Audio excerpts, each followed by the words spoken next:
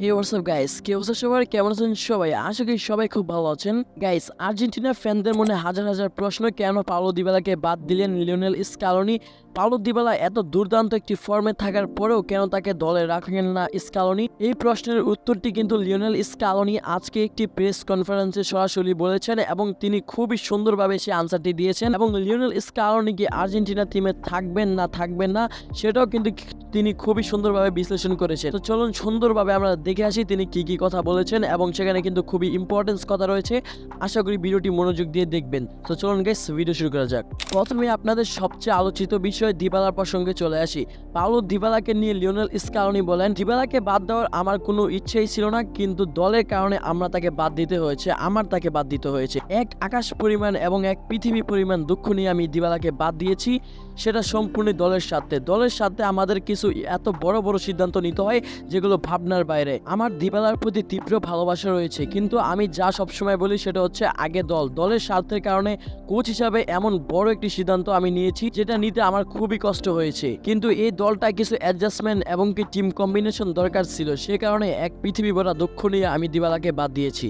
এখন guys, Lionel স্কালোনির এই স্টেটমেন্টের প্রতি আমি আমার নিজের মতামতটা শেয়ার করি। লিওনেল স্কালোনির এই বক্তব্যের প্রতি আমি অনেকটাই একমত, কারণ গাইস তিনি যা বলেছেন তিনি কিন্তু দিবালাকে বাদ দিতে চাননি।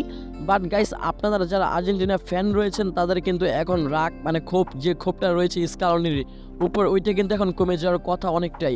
কারণ গাইস তিনি যেভাবে ব্যাখ্যা করেছেন বিষয়টা সেটা তো আপনারা দেখেছেনই, এবং সেই অনুযায়ী আমাদের আর এখন ক্ষোভটা থাকা উচিত নয়। কারণ লিওনেল স্কালোনি কিন্তু ভীষণ রকম কষ্ট নিয়েই কিন্তু গাইস পাওলো দিবালাকে বাদ দিয়েছেন। রীতিমতো তিনি বলেছেন wall the pen in the world. মানে গাইস, এর পর আমাদের আর কিছু বলার থাকে না। লিওনেল স্কালোনির প্রতি কোনো অভিযোগ আমার নেই, আপনাদেরও থাকা উচিত নয়। আরও একটি কথা আপনাদেরকে বলি, 2021 সালের কোপা আমেরিকায় কিন্তু পাওলো দিবালা ছিলেন না স্কোয়াডে। সো লিওনেল স্কালোনি যেখান থেকে প্লেয়ার খুঁজে বের করে আনেন এবং প্লেয়ারদের যে সেরা ভার্সনটা তিনি বের করেন, এবং এই দিকগুলো চিন্তা করেই কিন্তু দিবালাকে বাদ দেওয়ার বিষয়টা আমাদের আর আবেগপ্রবণ হওয়ার দরকার নেই।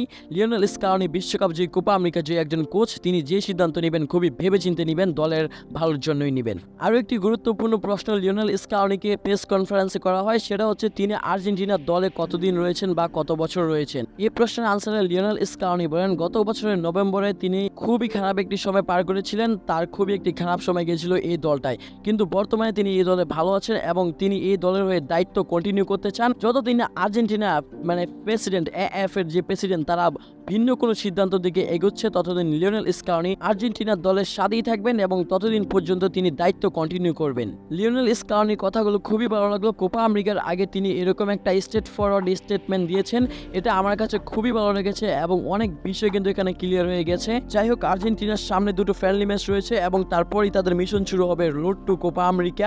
আশা করি সেই মিশনে লিওনেল স্কালোনি ভালো কিছু করবেন। আজকের মতো এখানে বিদায় নিচ্ছি, ততক্ষণ পর্যন্ত ভালো থাকবেন, সুস্থ থাকবেন। টেক কেয়ার, আল্লাহ হাফেজ গাইস।